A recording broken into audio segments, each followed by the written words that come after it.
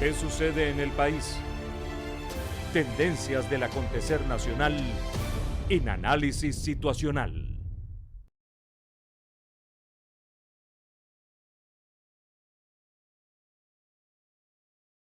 Nos acompaña ahora para un análisis de este evento Antonio Ecarri, abogado, profesor universitario, presidente de la Fundación Arturo Uslar Pietri y candidato presidencial por la Alianza del Lápiz. ¿Cómo estás, Antonio? Encantado. Bienvenido. Claro. No, muchísimas gracias a ti, felicitaciones al canal por este operativo que están haciendo un día histórico como el de hoy. Sí, un día. ¿Por qué es un día histórico, Antonio? ¿Por qué es tan importante este evento? Que no es un evento para elegir a un presidente, a un funcionario, a un parlamentario, ni para votar por un partido político. Este es un evento que convoca a todos los venezolanos sin excepción. Bueno, fíjate que hay algo que es bien importante. Esta es la primera vez que se conjugan dos elementos claves por los que yo he luchado toda mi vida. El primero es para que el Estado o el gobierno nos consulte a los venezolanos los asuntos de especial trascendencia nacional. Que usemos realmente ese referéndum que está ahí en la Constitución para preguntarnos sobre asuntos que son de especial trascendencia nacional. Yo creo que es muy importante. Aquí la primera vez que yo llevé bomba, palazo y todo lo demás como opositor fue precisamente llevando unas cajas para solicitar un referéndum. Entonces me parece absolutamente incoherente que yo vaya a protestar diciendo, como a mí nunca me han consultado, ahora me van a venir a consultar. Eso es una cosa irrisoria y loca y demás. Y la segunda, que es muy importante, que tiene que ver con la integridad del territorio y que tiene que ver con la situación limítrofe de Venezuela. Esto es un tema muy álgido y hemos venido haciendo una campaña, Oscar, espectacular. Visité 10 estados de Venezuela. En estos últimos 3 semanas, de verdad, me siento agotado. ¿Cuál era el clima emocional? ¿Con qué venezolanos te encontraste? Mira, fíjate, el venezolano que me he encontrado coincide mucho con el venezolano que siempre comparte mucho con nosotros en nuestras casas del lápiz, que son los centros de formación de emprendedores que tenemos a lo largo y ancho de Venezuela. Es un venezolano muy dolido, un venezolano muy sentido, un venezolano que requiere ser escuchado y que se asombra cuando lo llaman a opinar sobre algo. Entonces comienza a despertarse en medio de mucha tristeza, de despedidas, de conflictos, comienzan a ser un venezolano que comienza a interesarse por la historia.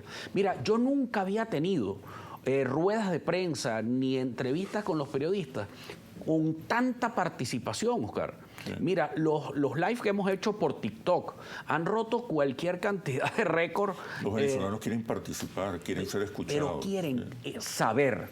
Y este es un referéndum que tiene un contenido histórico bellísimo, ¿Por qué, además? Antonio? ¿Por qué es tan importante este proceso? Bueno, porque un componente muy importante de la nacionalidad es el territorio. Es decir, mira, yo sentí algo muy hermoso cuando fui al campo de Carabobo. Bueno, lo hacía desde que era niño. Yo fui apasionado de la historia. Además, muy apasionado de la historia y muy apasionado a la historia venezolana, muy particularmente desde que era muy niño. Y cuando estuve ahí en el campo de Carabobo, uno sentía aquella energía tan espectacular de ser venezolano. Eso coincidía también con viendo esos chamos en Lima, víctimas de cualquier cantidad de xenofobia, pero con sus motos detrás del autobús vino tinto. Yo creo que hay un despertar de esa esencia bonita del venezolano, pero que nadie defiende lo que no conoce. Entonces, cuando yo veía a los periodistas muy jóvenes en las regiones del país, en Falcón, por ejemplo, pero escudriñándome, porque como he dado clases de historia toda mi vida, desde que era estudiante de bachillerato, le daba clases también a mis compañeros de colegio, ¿sabes? Comenzaban a escudriñar porque querían saber. Y además, porque cuando tú descubres de dónde vienes, el Esequibo tiene que ver mucho con nuestra identidad como venezolanos. O sea, tiene que ver mucho con este proyecto que nació de República Independiente, de un grupo de señores que se unieron para hacer una nación distinta a Colombia, o distinta a Brasil, distinta a España, distinta a los Estados Unidos, distinta a las islas del Caribe. Entonces, eso tiene una cantidad de valores y de principios que nos hacen unir a, bueno, que es el alma llanera, que tú cantas a Reinaldo Armas o a Jorge Guerrero, o que cantas ahora a tantos, a Ilan Che, Chester, o a Franco Evita, o a cualquiera de los grupos nuevos que hay en Venezuela, pero que te une la música, te une la yaca, te une el pan de jamón, el tequeño. Por ejemplo, porque el país viene saliendo de una etapa de polarización extrema. Yo creo que el país está muy... Yo creo que el país está buscando ahora consenso. Sin duda alguna, unión, Oscar, sí, una sin voluntad duda. nacional. Mira, yo quiero agradecer porque me recibieron tanto opositores muy radicales, opositores que toda la vida me han acompañado, gente, profesores, de maestros que tienen años, gente que me ha acompañado a mí desde que hicimos campaña por Salaroma en el 98. Pero resulta ser que también me recibía el chavismo. Y un chavismo además muy amable, que también me recibían. O sea, me recibían todos. Y en tu opinión, ¿cuál es las circunstancias geoestratégicas, geoenergéticas, geopetroleras que están detrás de esta disputa? Esto no es solamente una controversia por un territorio, por un pedazo de tierra. Aquí hay implicaciones globales. Hay una anécdota histórica. Estratégicas y energéticas. Claro, es que hay una anécdota histórica, Oscar, impresionante, que además la pude indagar en esta etapa, estudiando, porque no he parado de estudiar durante todos estos días, y es el general Isaías Medina Angarita. Fue en su viaje a Nueva York en 1944, le entregó la Orden del Libertador al señor Severo Malet Prevost, que fue uno de los árbitros del 99, pero que fue el que denunció que había sido un fraude ese árbitro, que se habían puesto de acuerdo el ruso, que venía de la Rusia zarista, porque el zar era primo hermano, era sobrino de la reina Victoria, entonces por supuesto se habían puesto de acuerdo para repartirse el territorio, y el americano es el que llega y denuncia, pero es increíble, yo no sabía que el general Medina en su viaje a Nueva York recibe a este ya anciano juez y le otorga la Orden del Libertador. Pero lo increíble es qué es lo que le dice Malet Prevost. Le dice, no deje nunca, presidente Medina, que los venezolanos decidan sus cuestiones limítrofes a través de un tribunal internacional. ¿Por qué? Porque es que aquí cualquier pedacito de tierra es oro, aquí cualquier pedacito de tierra es diamante, aquí cualquier pedacito de tierra es gas, aquí cualquier pedacito de mar es petróleo. Y aquí lo que estamos peleando es nada más y nada menos que las reservas petroleras, además de petróleo ultraliviano más importantes del continente, que están en la fachada atlántica venezolana. Por eso la controversia podemos decir que es entre Venezuela y la ExxonMobil, las grandes corporaciones petroleras. Y los grandes intereses, en claro, y entre los grandes intereses internacionales. Mira, hay enemigos históricos que tiene Venezuela, que han venido desde la época del Libertador, y ojo, y que van a decir, pero bueno, si el país está arruinado, si esto está arruinado, no, ya va, mijo. Tú te puedes imaginar la situación tan débil que estábamos después de la guerra federal y de la guerra de independencia, lo quebrados que estábamos, y además sin un ejército profesional ni nada de eso, estábamos en una situación terrible. Y el general Guzmán Blanco no dudó en romper relaciones con la Gran Bretaña. ¿Por qué? Porque habían descubierto oro. Entonces, los intereses que iban y todos esos intereses que están acompañando a todos estos que llaman países, pero la verdad es que hay compañías de toda índole detrás de esto. Y entonces, hoy, ¿qué es el territorio Esequibo? El territorio Esequibo es una mina, es un tesoro, y nosotros acabamos de descubrir otro lago de Maracaibo. La verdad que toda la riqueza que tuvo Venezuela a partir de 1919, pero sobre todo a partir del 36, que se empuje ese desarrollo que trae a Venezuela italianos, españoles, todo el que huía de Europa se venía para acá, y este era un país de inmigrantes. ¿Por qué, Oscar? No de emigrantes, sino de inmigrantes. Ahora, ¿por qué? Porque tenemos el lago de Maracaibo. Y eso nos consiguió ser el primer exportador de petróleo del mundo, con una extraordinaria política petrolera diseñada también por el general Medina, con la ley del año 43, y que impulsó hasta llegar al año 74, cuando comienza a echarse a perder el asunto. Pero la verdad es que ahora, por providencia, no solamente tenemos el petróleo extrapesado de la faja, sino que ahora tenemos el petróleo ultraliviano que tenemos frente al Esequibo y que lo tenemos frente a nuestro delta. Y hay algo que es muy importante. Desde hace más de 180 años, el interés primero de Inglaterra y después de Guyana ha sido quitarnos el delta. Ellos van por el delta, Oscar, y todos los que me están viendo en este momento. Miren, esto no es un asunto. Aquí no podemos pagar. Solamente un asunto que tiene que ver con las riquezas petroleras de esa. No, además que tiene que ver con el asunto estratégico. Porque imagínate tú, el delta es la boca de los ríos más importantes. Exacto. Pero ahorita hay que saber que hay momentos de generar consensos, Oscar.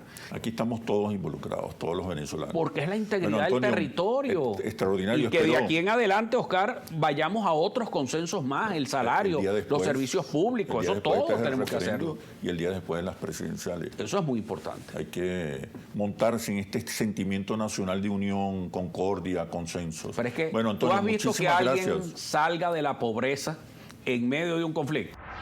Ya venimos. ¿Qué sucede en el país? Tendencias del acontecer nacional en análisis situacional. ¿Qué sucede en el país? Tendencias del acontecer nacional en análisis situacional.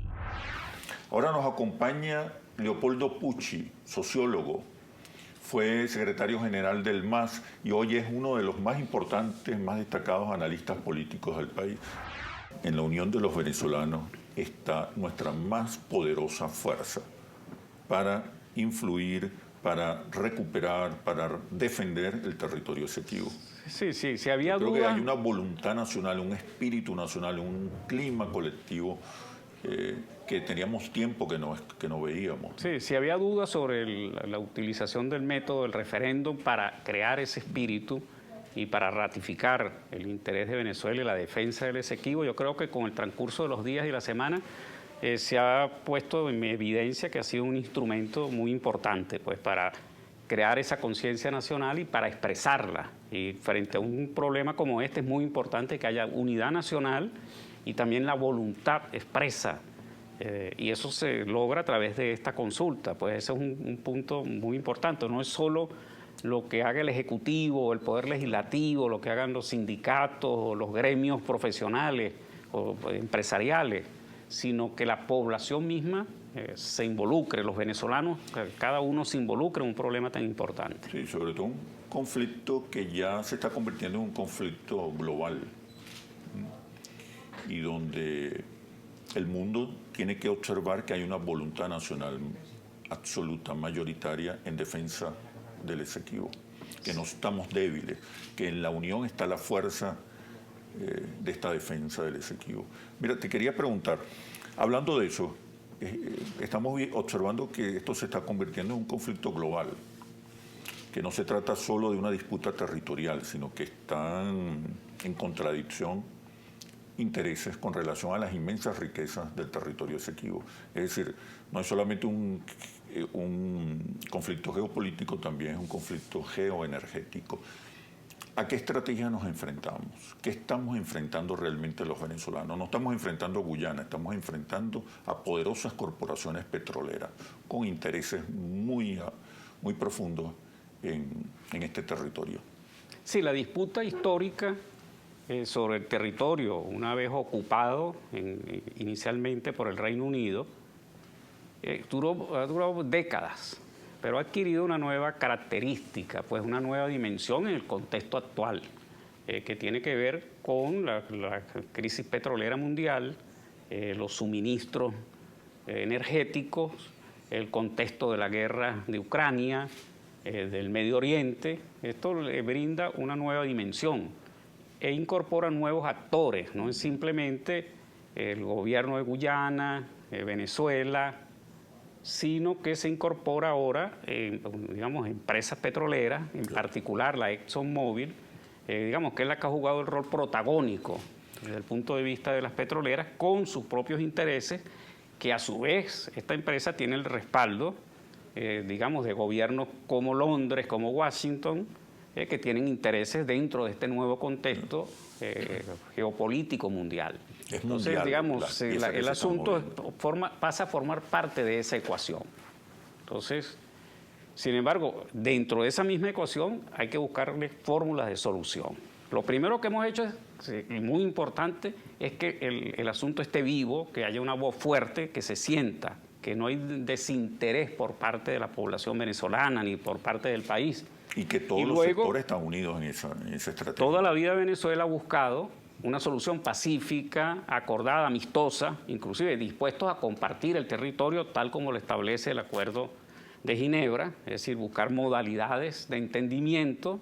O sea, no hay la pretensión de realizar una cuestión, nunca ha habido por parte de Venezuela, ni una solución bélica, en algunos casos por la debilidad del país, otro por el propio espíritu pacífico de Venezuela y de América del Sur, donde la mayoría de conflictos de esta naturaleza tienden a resolverse por la vía de negociaciones, de pactos. Ahora, pareciera que de parte de Guyana hay una especie de tendencia, inclinación a una escalada belicista, más violenta, más agresiva.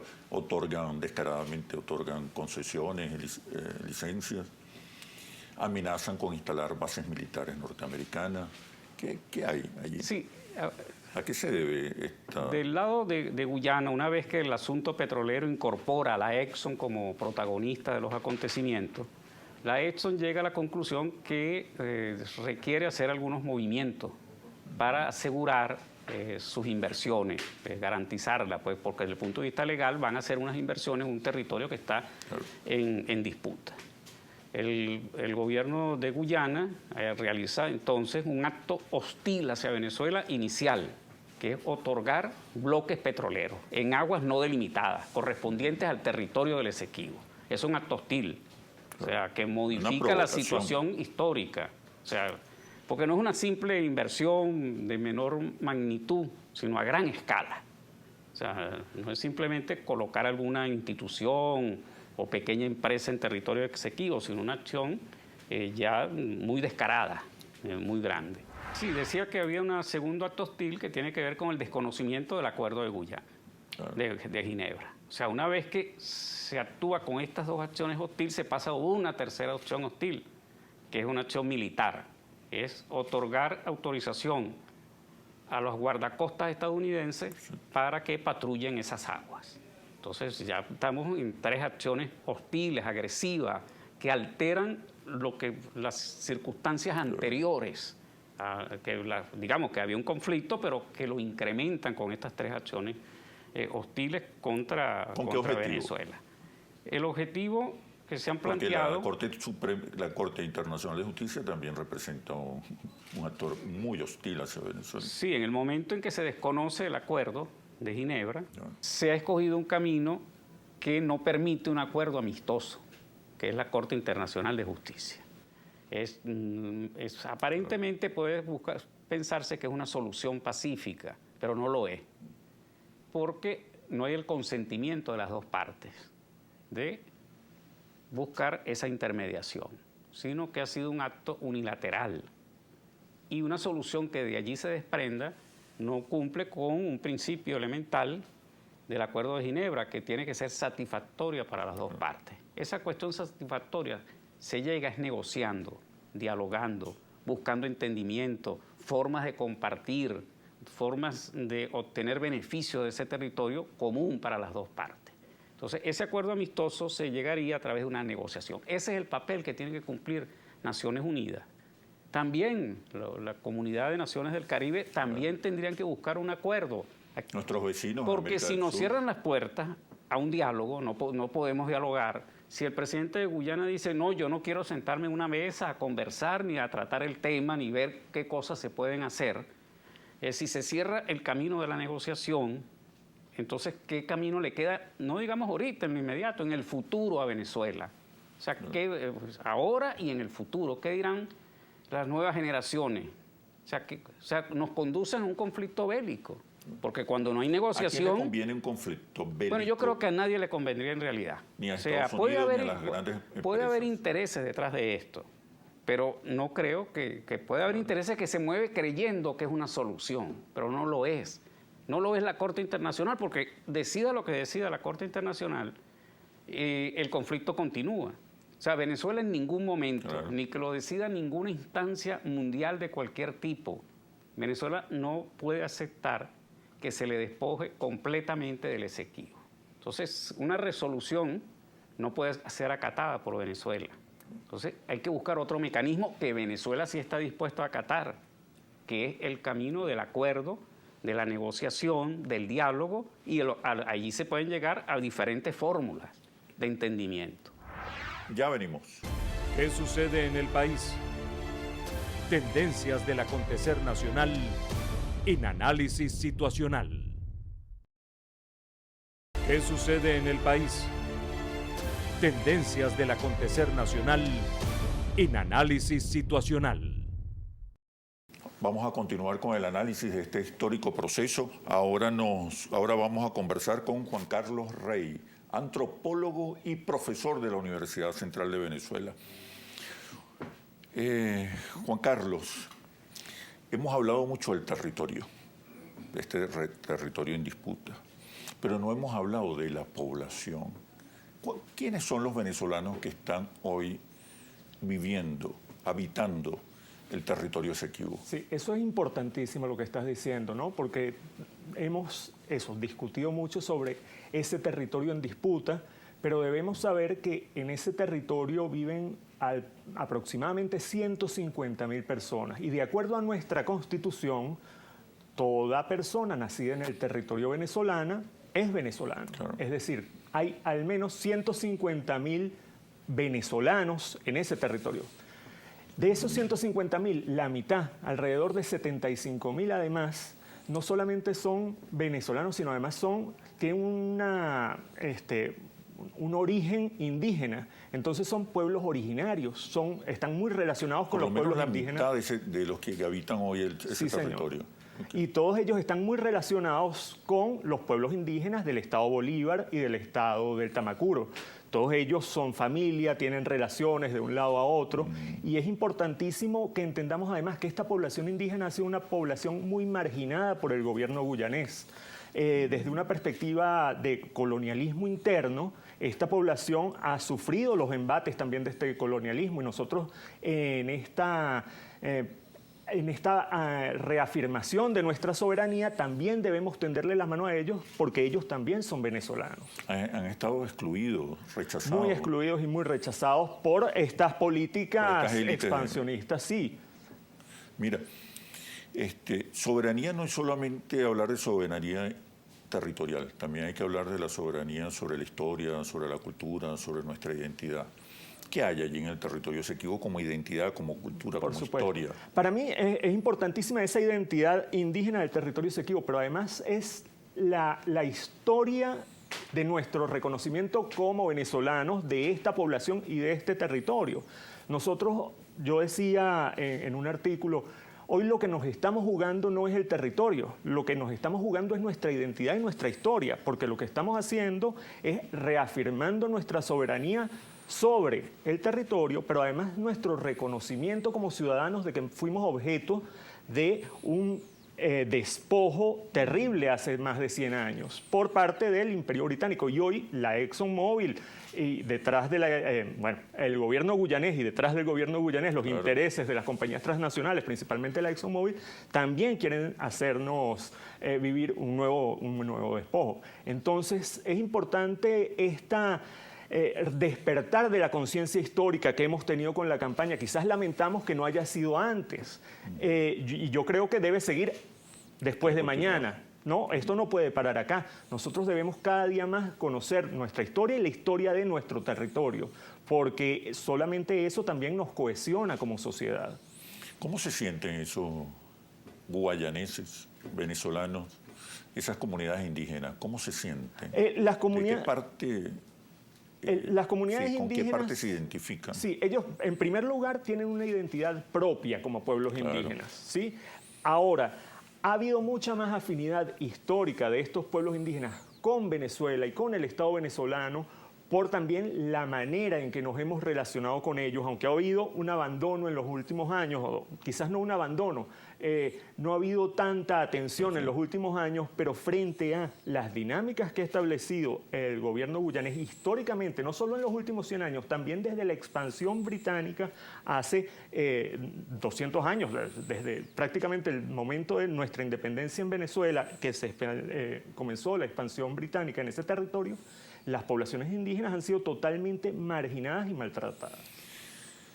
Quizá especulando, no tengo información, pero quizás estos grupos indígenas, estas comunidades indígenas, se sientan más indígenas que guyaneses o venezolanos. Sí. ¿Cómo trabajar estos temas de la identidad, En primer de la lugar, cultura, de la historia con estos grupos y incorporarlos a tu soberanía? En primer lugar, hay un acompañamiento que se debe brindar. Sin embargo, en Venezuela, nuestra experiencia es que los indígenas venezolanos son indígenas, obviamente, de los diferentes pueblos indígenas, pero tienen una noción de identidad nacional muy arraigada. De hecho, debemos considerar que son los pueblos indígenas quienes han ocupado la mayoría de las fronteras de nuestro territorio e incluso estas fronteras en el territorio guyanés. Y han sido ellos quienes han resistido la penetración desde otros intereses, sobre todo en el caso de la Guayana Esequiba, de los intereses británicos o guyaneses, pero eso también ha ocurrido en las fronteras con Brasil o en las fronteras con Colombia. Nuestros pueblos indígenas han sido los primeros custodios y garantes de nuestra soberanía. Entonces, esto es importante Como tenerlo. un muro de contención frente a la implantación de un régimen ajeno a su cultura, a su historia. Y además hay que tener claro también que no ha sido un muro de contención violenta, es un muro de contención social en función de esta identidad nacional. Y esto yo creo que es fundamental para que lo entendamos como nación, que en las fronteras comienza nuestra patria y no es lo que termina. Nuestra patria no termina en las fronteras, comienza en la frontera. Claro. Y debemos brindarle muchísima más atención a toda la conformación de nuestro territorio, su historia y sus características actuales. Estas comunidades indígenas deben sentirse muy amenazadas con la presencia de las grandes transnacionales petroleras, ¿no? Sí, no, y de hecho, las comunidades indígenas han tenido históricamente procesos también de desplazamiento. Entonces, ahí hay un temor muy grande y yo creo que es nuestro deber tenderles la mano y dar confianza, porque también hemos eso, como decías al principio, hablado mucho del territorio y no de la población, de la atención, de la protección que debemos dar como ciudadanos venezolanos que son. De hecho, actualmente, sin embargo, yo pienso que hay un voto de confianza de las comunidades indígenas al Estado venezolano y es ese mismo llamado de la identidad. Las informaciones que yo tengo de las poblaciones fronterizas en San Martín de Turumbán, en la frontera del Estado Bolívar con la Guayana Esequiba, pero también de San José de Amacuro, en la frontera del Estado del Tamacuro con la Guayana Esequiba, es que la participación, son comunidades indígenas y la participación indígena en este momento, en estas elecciones, es muy alta. Ya en algún momento podrán llegar las fotos y los reportes de esto, porque claro, son comunidades que están un poco al interior, pero realmente deberíamos generarnos las confianzas y los enlaces, la confianza porque son ciudadanos venezolanos como nosotros y ellos son los que han defendido, de hecho, en ese territorio que de facto está ocupado por Guyana, ellos son los que han defendido de hecho y han evitado la expansión guyanesa. Diríamos que fundamentalmente estas comunidades indígenas se sienten más identificadas con Venezuela o han tenido históricamente más relaciones y culturalmente hay más afinidades con Venezuela que con Guyana. Sí, señor. Sin duda. Y en la historia también de los últimos años, esto ha sido así. Mira, ¿qué hacer? ¿Qué puede hacer el Estado venezolano para fortalecer esa identidad más cercana a Venezuela que a Guyana? ¿Cómo hacer valer nuestra soberanía histórica, cultural y simbólica en ese territorio? Yo pienso a través de estas comunidades. Yo pienso que lo primero es la atención de nuestras fronteras, más allá de la política de seguridad y soberanía nacional, desde una perspectiva social. Es importantísimo que en nuestras fronteras, en estas comunidades de la frontera, de este lado de la línea de facto, quien nazca en estas comunidades indígenas pueda acceder a su registro civil, acceder a su cédula de identidad sin las complicaciones que se generan. Claro, es un territorio de muy difícil acceso, eso lo sabemos, pero es importantísimo esa atención, que no sea más fácil ir a un hospital en el territorio Esequibo, administrado por Guyana, que ir a un hospital del lado venezolano. Y eso además va a brindarle un apoyo a las comunidades indígenas que están en el territorio de facto administrado por Guyana. Y les va a brindar una mayor afinidad con nuestro país. Y esto no es simplemente, hay quien diría, no, es que los quieren comprar. No, es un compromiso. Tenemos que entender que ellos son venezolanos y tienen tanto derecho como lo tienes tú, como lo tengo yo, como lo tiene un indígena de La Guajira, venezolana, o como lo tiene cualquier persona en Caracas. Hoy nos damos cuenta que la historia es fundamental para cohesionar nuestra identidad nacional. Y esa historia debe incluir nuestra historia territorial y nuestra historia humana, nuestra historia social. Somos una nación multiétnica y pluricultural. Eso no puede ser simplemente un saludo a la bandera en el preámbulo de nuestra Constitución. Debemos entenderlo y debemos asumirlo cada uno de nosotros, no como una tarea, sino simplemente como algo de lo que somos. Pero para eso hay procesos importantes. Tiene un papel muy importante la escuela, tiene un papel muy importante los medios de comunicación. ¿Sí? Las redes sociales, debemos generar contenido que tengan esta vocación porque la única manera de salir adelante como nación es salir juntos y debemos consolidar esa identidad común. No podemos pensar que los venezolanos somos un grupito de acá o somos los que estamos allá o solamente son los pueblos originarios, los pueblos indígenas. No, todos debemos generar identidad común, darnos cuenta de que estamos en el mismo barco. Ya venimos. ¿Qué sucede en el país? Tendencias del acontecer nacional en análisis situacional. ¿Qué sucede en el país? Tendencias del acontecer nacional en análisis situacional. Ahora nos acompaña Luis Eduardo Martínez. Nació en Maracay, en el estado de Aragua, ha sido concejal, gobernador de Monagas, actualmente es diputado a la Asamblea Nacional y preside la Comisión Especial para el Diálogo, la Paz y la Reconciliación. Bienvenido, Luis Eduardo, ¿cómo estás? Además es candidato presidencial de un sector de la oposición venezolana. ¿Cómo estás? Muchísimas gracias, Oscar. Como siempre, bien contento de estar en Globovisión, en nuestra casa. Estuviste en campaña a favor de este referendo, llamando a votar 5 veces sí. ¿Qué país te estás encontrando? Sobre todo tú que eres miembro de la Comisión Especial para el Diálogo, la Paz y la Reconciliación.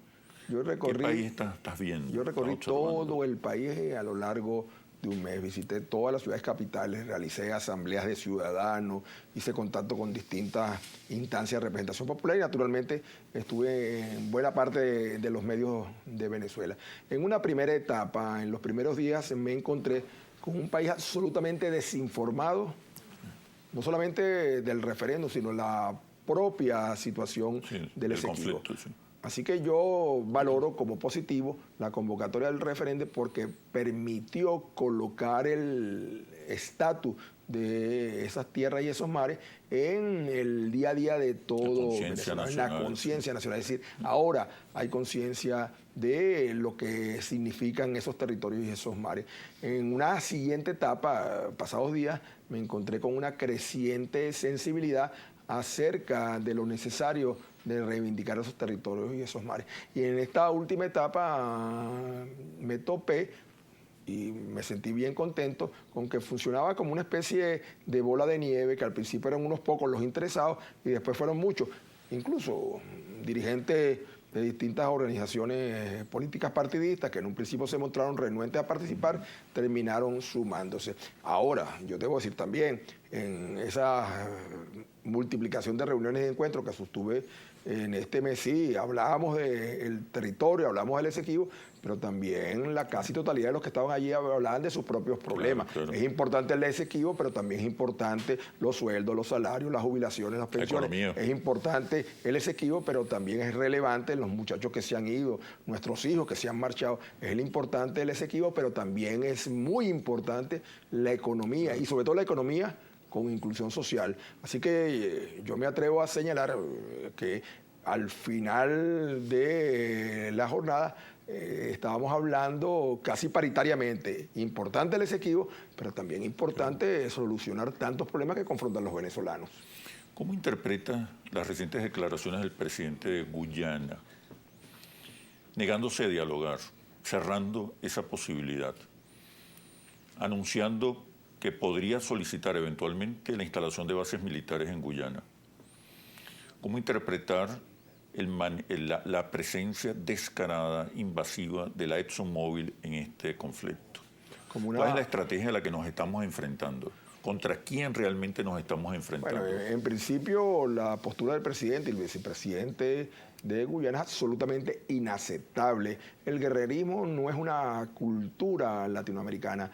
Nuestros pueblos, desde la propia época de su existencia como naciones, no han tenido ningún conflicto entre sí, uno que otro conflicto, Paraguay-Chile hace muchos años atrás, pero los pueblos latinoamericanos se han entendido una y otra vez, los pueblos suramericanos se han entendido una y otra vez. Cuando uno no solamente ve las declaraciones del presidente, el vicepresidente, el primer ministro guyanés, sino que además de eso ve propaganda donde colocan a niños en una actitud verdaderamente agresiva, se alarma, y no cabe duda de que detrás de estas posiciones hay intereses económicos importantísimos de estas grandes corporaciones multinacionales y detrás de ellas también de sus propios países. Es alarmante que ese afán por disponer de cuantiosos recursos que están allí depositados pueda conducir a dos pueblos vecinos a una guerra que es absolutamente también inaceptable, es la palabra correcta. Así como dije que era inaceptable la posición del presidente guyanés, es inaceptable la posibilidad de que nosotros nos acerquemos a un conflicto armado. La solución tiene que ser tal como le establece el Acuerdo de Ginebra, negociada, diplomática y pacífica. Es más, los venezolanos vamos a votar por eso. La pregunta número 2 lo establece claramente. A partir de mañana, este gobierno y el gobierno que lo sucederá en el 2024 tiene un mandato de todos los venezolanos. Es el Acuerdo de Ginebra el que marca la pauta a la hora del rescate de esos territorios. Yo observo que hay una especie de incomprensión verdadera acerca del conflicto, de la naturaleza del conflicto y de las salidas necesarias. Me refiero a la posición que ha asumido recientemente la comunidad de países del Caribe, de naciones del Caribe. Por cierto, y perdona que te interrumpa en esto, yo no quiero utilizar una mala palabra, que es la que me provoca para calificar su actitud, pero estamos hablando de países que Venezuela ha apoyado una y otra vez. Incondicionalmente. Ha asistido una y otra vez. Que no solamente esta gestión de gobierno ni la anterior, sino que las previas también. O sea, Carlos Andrés Pérez tuvo siempre una actitud absolutamente de respaldo hacia la comunidad suministro de petróleo del Caribe. Casi gratis. Casi gratis. Pero eso se fue replicando con los otros presidentes, para ayudarlo, con donación de deuda. Entonces, ¿qué pasó? ¿Qué pasa allí? Bueno, yo entiendo que allí está sucediendo una especie de identificación cultural que hay entre las distintas naciones del Caribe, pero hay casos que entiendo menos. Y perdona que introduzca este elemento aquí. Yo cuando veo a Cuba alineada con el CARICOM en el caso de Guyana, entonces más me asombro, más incomprensible, porque si hay también un país con quien Venezuela en los últimos años, o el gobierno de Venezuela en los últimos años, se ha cuidado de mantener buenas relaciones, es con Cuba. Entonces cuando uno ve a Cuba alineada con el CARICOM... Y los lazos de amistad, solidaridad, caramba, ¿qué está pasando? Identificación. Estos países del Caribe, además de incomprensible su posición a favor o más cercana a Guyana que a Venezuela, ¿no nos hablan también de que no hemos sido lo suficientemente eficientes para comunicar, para informar acerca de nuestros derechos sobre el territorio Esequibo y de los antecedentes históricos? Es obvio que es así. Que no nos hemos hecho escuchar adecuadamente. Es obvio. Es una situación absolutamente obvia.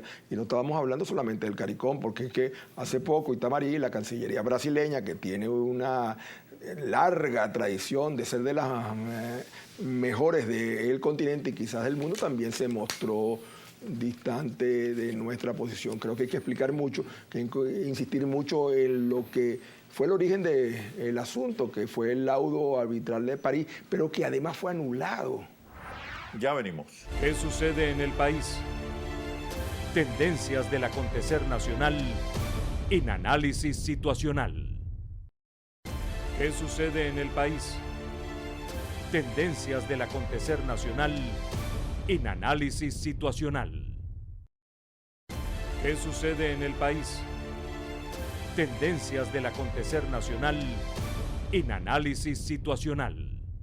Luis Eduardo, ¿qué hacer después de esta campaña que de alguna manera ha permitido que los venezolanos se reencuentren, se miren con más confianza y se pongan de acuerdo, incluso alrededor de temas fundamentales?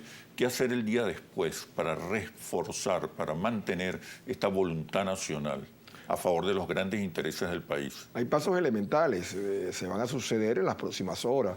Hay que decretar la creación del Estado de la Guayana Esequiba, hay que designar sus autoridades, hay que notificar a todos los gobiernos del mundo del resultado electoral, hay que advertir a las distintas corporaciones que están intentando apropiarse de riquezas que son nuestros de la situación de unidad nacional alrededor de este tema tan relevante. Pero yo quiero ir más allá.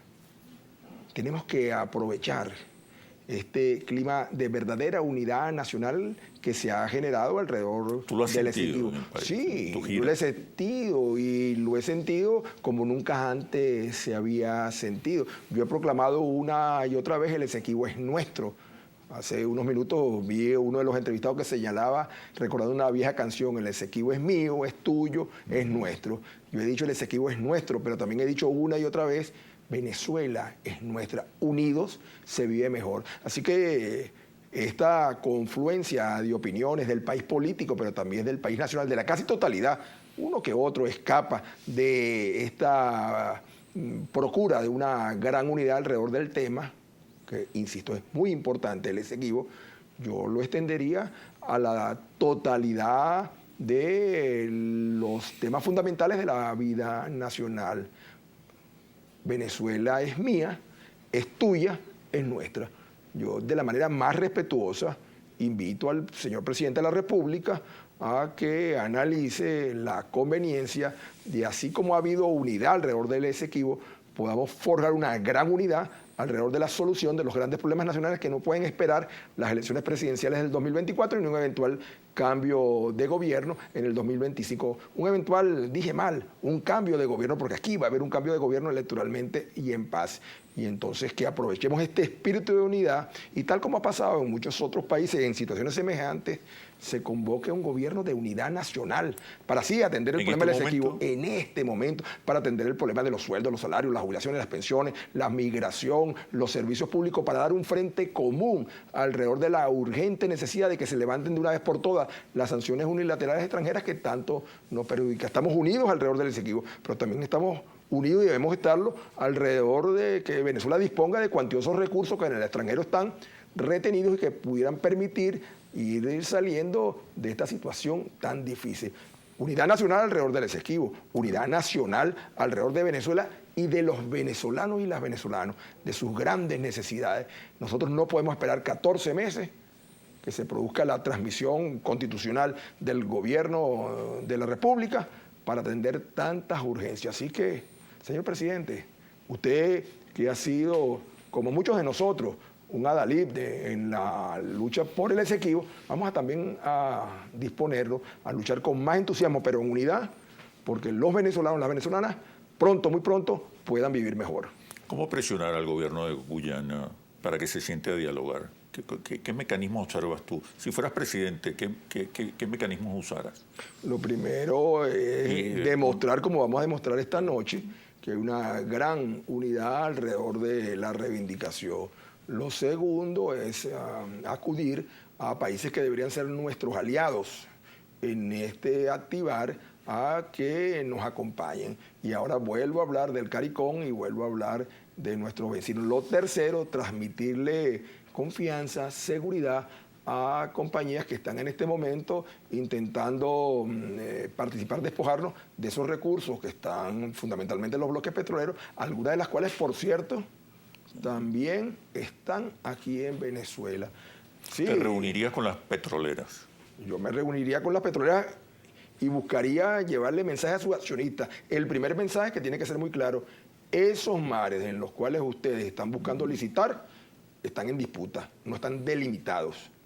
Pero segundo, es que podemos encontrar una fórmula que permita incluso al pueblo guyanés y al pueblo venezolano, mientras se delimita el territorio y por ende, mientras se limitan los mares, aprovechar esos recursos que ambas naciones necesitamos. Hay fórmulas. Venezuela, y no quiero decir que esa sea la única receta, junto con Trinidad y Tobago, acaba de llegar a acuerdo alrededor del campo Dragón, que es fundamentalmente unos yacimientos riquísimos en gas para su explotación y para que los dividendos que allí se obtengan sean repartidos entre los dos países. Se beneficia el pueblo de Venezuela y se beneficia también el pueblo trinitario y tobagano. Así que nosotros tenemos que multiplicar, hacer mucho más agresivo nuestro desempeño frente a las naciones extranjeras, especialmente a los vecinos, para demostrar no solamente la legitimidad de nuestra reivindicación, sino también la conveniencia para todos de que se llegue a una solución en paz. ¿Cuál es el rol entonces que puede jugar el petróleo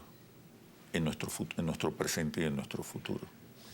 ¿Cómo ves el rol del petróleo? Venezuela no puede desprenderse en el corto y en el mediano plazo de su condición de país petrolero, lo cual no es nada, absolutamente nada criticable.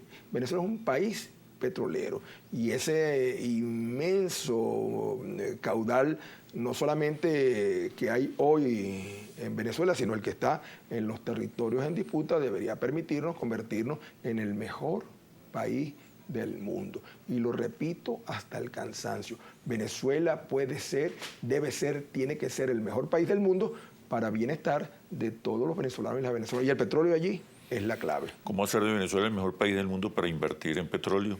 Garantizando el petróleo la inversión, va a ser una fuente de energía haciendo por 30 años posible, más.